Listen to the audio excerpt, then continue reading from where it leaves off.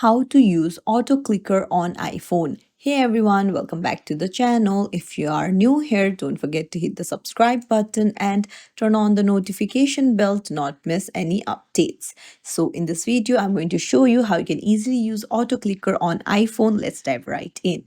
You'll need to head over to settings and then you need to go to accessibility.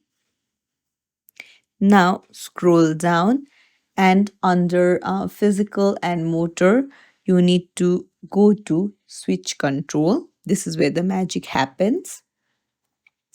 So you need to tap on switches and then tap on add new switch. Go to screen and then tap on full screen. So once you have chosen full screen, you can select an item for auto clicker. So you need to go to default and then select an item and just tap on it, and then that's it. This is how you use auto clicker on iPhone. So if you found this tutorial helpful, don't forget to like the video and subscribe to our channel for more tips and tricks. Thank you for watching.